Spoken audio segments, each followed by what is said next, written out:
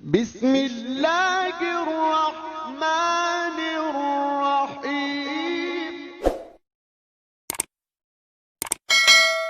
نحمده ونصلي على رسوله الكريم اما بعد اعوذ باللہ من الشیطان الرجیم بسم اللہ الرحمن الرحیم رب اشرح لی صدری ویسر لی امری واحلل عقدۃ من لسانی یفقہوا قولی۔ سب دیکھنے اور سننے والوں کو السلام علیکم۔ آج ذکر ایک ایسے نبی کا، ایک ایسے پیغمبر کا کہ جس کا ذکر قرآن و حدیث میں موجود تو ہے، لیکن اس کے مفصل حالات زندگی پر قرآن و حدیث خاموش ہیں۔ آج ذکر حضرت ادریس علیہ السلام کا۔ حضرت ادریس علیہ السلام کے زمانے کے بارے میں بھی بہت سے جو ہے وہ اقوال موجود ہیں۔ بعض کے نزدیک ان کا زمانہ حضرت اسماعیل علیہ السلام کے بعد کا ہے، لیکن زیادہ قرین قیاس جو بات جو ہے وہ محسوس ہوتی ہے وہ یہی ہے کہ حضرت ادریس علیہ السلام کا زمانہ حضرت شیس علیہ السلام کے بعد کا ہے اور حضرت نوح علیہ السلام سے پہلے کا۔ جو تاریخی روایات ملتی ہیں، اسرائیلیات ملتی ہیں، یعنی جو پرانی تہذیبی اور الہامی کتابوں سے ہمیں مختلف باتیں ملتی ہیں جو صحیح بھی ہو سکتی ہیں اور صحیح نہیں بھی ہو سکتی، ان کی روح سے حضرت ادریس علیہ السلام تیسرے نبی ہیں۔ حضرت آدم علیہ السلام، حضرت شیس علیہ السلام کے بعد تیسرے نبی حضرت ادریس علیہ السلام ہیں۔ اگر حضرت آدم علیہ السلام تک ان کا شجرہ نسب دیکھا جائے جو تاریخی کتب میں ملتا ہے وہ یوں ہے: ادریس بن یارد بن حلائل بن کنان بن انوش بن شیس بن آدم۔ یہ ایک سلسلہ نسب ہے جو حضرت آدم علیہ السلام تک ان کا چلا جاتا ہے۔ پھر حضرت نوح علیہ السلام جو ہیں کہا جاتا ہے کہ وہ ان کے جو ہے وہ پوتے ہیں، یعنی حضرت ادریس علیہ السلام حضرت نوح علیہ السلام کے دادا ہیں۔ جیسے حضرت ادریس علیہ السلام کو دادا کیوں کہا جاتا ہے، آپ دیکھیے حضرت نوح علیہ السلام کے والد کا نام تھا متشالح، اور یہ بیٹے ہیں حضرت ادریس علیہ السلام کے۔ حضرت ادریس علیہ السلام حضرت آدم علیہ السلام کے 500 سال بعد اور حضرت نوح علیہ السلام سے 1000 سال پہلے جو ہے وہ مبعوث ہوئے ہیں، دنیا میں تشریف لائے ہیں۔ پھر آپ کی معلومات کے لیے عرض کر دوں کہ جو حضرت ادریس علیہ السلام ہیں ان کا ذکر قرآن مجید میں نام کے ساتھ صرف 2 بار آیا ہے۔ پہلا ذکر اگر دیکھا جائے تو وہ سورہ مریم میں ہے۔ سورہ مریم کے اندر جو ہے اللہ تعالیٰ نے نام بیان فرمایا ہے حضرت ادریس علیہ السلام کا، اور پھر دوسرا جو ذکر ہے وہ سورہ انبیاء میں ہے۔ اور وہ کس طرح سے ہے؟ سورہ مریم جو ہے اس کی آیت نمبر 56، 57، 56، 57 کی اگر بات کی جائے تو اس کے اندر اللہ تعالیٰ فرماتے ہیں وَاذْكُرْ فِي الْكِتَابِ ادریس کا ذکر کرو اس کتاب میں، قرآن میں، اِنَّهُ كَانَ صِدِّيقًا نَبِيًّا، بے شک وہ سچا نبی تھا، اور وَرَفَعْنَاهُ ہم نے اٹھا لیا اس کو مَكَانًا عَلِيًّا بلند مقام پر۔ یہ ذکر ہے۔ اور دوسرا ذکر سورہ انبیاء کی آیت نمبر 85 میں ہے، 85 میں اللہ تعالیٰ فرماتے ہیں وَإِسْمَاعِيلَ وَإِدْرِيسَ وَذَا-الْكِفْلِ، اور اسماعیل کا ذکر کرو، ادریس کا ذکر کرو، اور ذوالکفل کا ذکر کرو، کل من الصابرین، یہ سب کے سب صبر کرنے والے اولو العزم پیغمبر تھے۔ یہ 2 دفعہ ذکر ہے نام کے ساتھ۔ پھر حضرت ادریس علیہ السلام جو ہے انہوں نے ایک طویل عمر گزاری، اور پھر اس زندگی کے دوران جو قابیل کا لشکر تھا، جو نافرمانوں کا لشکر تھا، اس لشکر کو سمجھاتے رہے، تعلیم دیتے رہے اور اللہ کے دین کی طرف بلاتے رہے۔ یہ قابیل کا لشکر، قابیل کی سوچ رکھنے والے اس کے قبیلے کے افراد جو ہے وہ حضرت آدم علیہ السلام اور حضرت شیس علیہ السلام کی تعلیمات سے روگردانی کر چکے تھے، پھر چکے تھے۔ ان کے ہاں زنا، بدکاری، ان کے ہاں بے حیائی، ان کے ہاں شراب نوشی یہ عام ہوتی جا رہی تھی۔ حضرت ادریس علیہ السلام نے انہیں نیکی کا رستہ بتایا، ایک اللہ کی عبادت کی طرف بلایا، لیکن جیسے پہلے نبی جو ہے وہ جٹلائے جاتے رہے، اسی طرح حضرت ادریس علیہ السلام کو بھی اس قوم نے جٹلایا اور چند لوگ ایمان لائے۔ حضرت ادریس علیہ السلام پھر دل برداشتہ ہوئے، بابل جہاں پہ وہ پیدا ہوئے تھے عراق میں، اس علاقے کو چھوڑا اور نئے علاقے کی طرف جو ہے وہ سفر کرنے کا ارادہ ظاہر کیا۔ ایمان والے جو تھے انہوں نے خدشہ ظاہر کیا کہ یہاں دجلہ و فرات جو ہے ان کے کنارے بڑے زرخیز میدان ہیں، تو کہیں نئے علاقے میں جا کے مشکل نہ ہو۔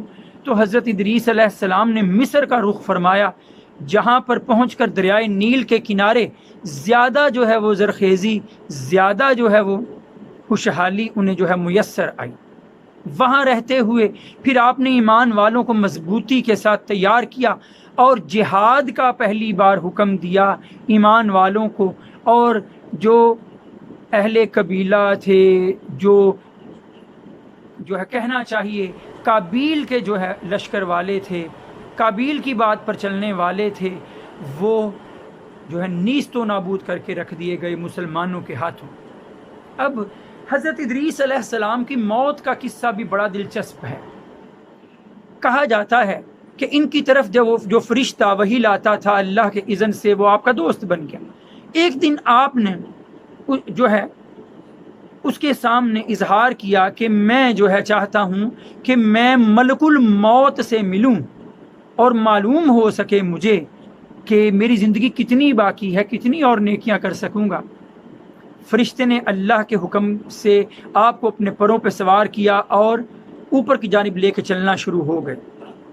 اور پھر یہ جو ذکر آتا ہے سورہ مریم میں کہ ہم نے وَرَفَعْنَاهُ مَكَانًا عَلِيًّا، ہم نے اس کو بلند مقام پر اٹھا لیا، تو وہ فرشتہ لیے ہوئے جب چوتھے آسمان پر پہنچا تو وہاں پر اسرائیل علیہ السلام ملک الموت اتر رہے تھے، ان کی ملاقات فرشتے سے ہوئی۔ اب وہ اس فرشتے نے جو دوست تھا حضرت ادریس علیہ السلام کا، ملک الموت اسرائیل علیہ السلام سے پوچھا کہ ادریس کی کتنی عمر باقی ہے؟ کہا کہ ادریس کہاں پر ہیں؟ کہا میرے پروں پر سوار۔ کہا کہ میں تعجب میں تھا کہ ابھی اللہ نے مجھے حکم دیا کہ جاؤ چوتھے آسمان پر جا کے ادریس کی روح قبض کر لو، روح نکال لو۔ میں حیران تھا کہ ادریس علیہ السلام تو زمین پر موجود ہیں، تو چوتھے آسمان پر ان کی روح کیسے قبض کروں؟ ابھی میں آ ہی رہا تھا نیچے کہ تم چوتھے آسمان پر انہیں لیے حاضر ہو گئے، تو وہاں ان کی روح قبض کی گئی۔ تو یہ جو ہے مفسرین سمجھتے ہیں کہ جو اللہ نے فرمایا کہ ہم نے انہیں بلند مقام پر اٹھا لیا، کیونکہ وہ زندہ ہی تھے جب آسمانوں پر اٹھائے گئے، وہاں ان کی پھر روح قبض ہوئی۔ یہ ان کی موت کا واقعہ بھی تاریخی روایات میں ملتا ہے ہمیں کہ چوتھے آسمان پر۔ یہ قصص الانبیاء میں بھی ہے، ابن کثیر نے بیان کیا، متفق علیہ حدیث بھی ہے صحیح مسلم اور صحیح بخاری دونوں میں، کہ نبی کریم صلی اللہ علیہ وآلہ وسلم نے فرمایا کہ معراج کی رات میری ملاقات ادریس علیہ السلام سے چوتھے آسمان پر ہوئی۔ تو یہ بات تو متفق علیہ حدیث سے بھی ہمیں مل جاتی ہے۔ پھر کچھ باتیں ادریس علیہ السلام کے ساتھ ایسی جڑی ہیں جو اس سے پہلے موجود نہیں تھی، انہیں اولیات ادریس کہا جاتا ہے، یعنی پہلے اول جو کام آپ نے کیے۔ سب سے پہلی بات تو یہ قلم سے پہلی بار لکھنا سکھایا حضرت ادریس علیہ السلام نے۔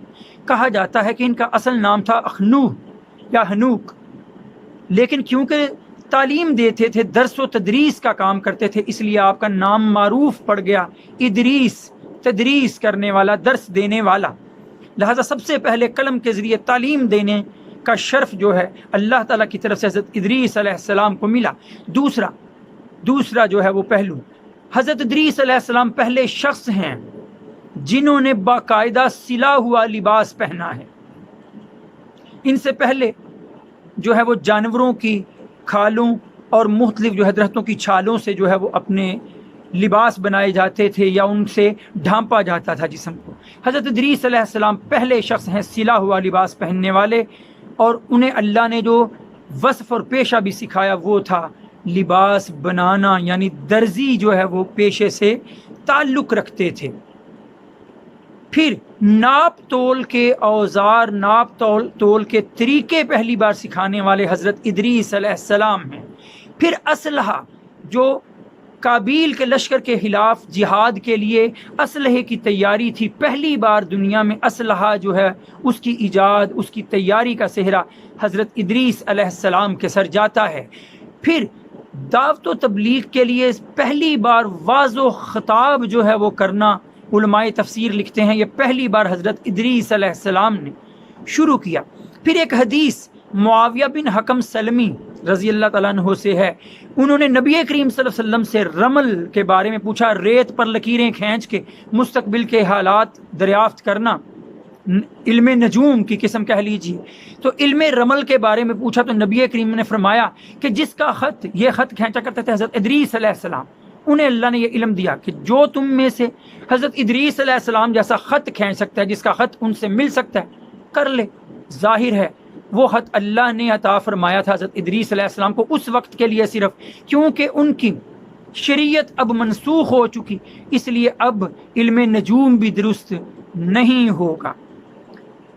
پھر ایک بات جان لیجیے، جہاد پہلی بار حضرت ادریس علیہ السلام کے زمانے سے شروع ہوا۔ یہیں پر اپنی بات کا جو ہے اختتام کرنا چاہوں گا کہ ایک ایسے نبی جو ابتدائی دور میں ہوئے لیکن علم سے محبت انہوں نے دکھائی، قلم کے ذریعے سے سکھایا۔ علامہ ابن اسحاق لکھتے ہیں کہ قلم کے ذریعے پہلا شخص جس نے تعلیم دی وہ ادریس علیہ السلام ہے۔ تو ہمیں بھی چاہیے کہ ہم جب پہلے انبیاء پر ایمان رکھتے ہیں تو اپنی زندگیوں میں ان باتوں کو شامل کریں جو اچھی باتیں ہمیں انہوں نے سکھائی ہیں، انہوں نے بتائی ہیں، اور ان بری باتوں سے بچیں جن سے ہمیں انبیاء کرام جو ہے وہ روکتے رہے ہیں، اور نبی کریم صلی اللہ علیہ وآلہ وسلم نے ان باتوں کی آ کے تصدیق فرمائی ہے۔ وآخر دعوانا ان الحمد للہ رب العالمین۔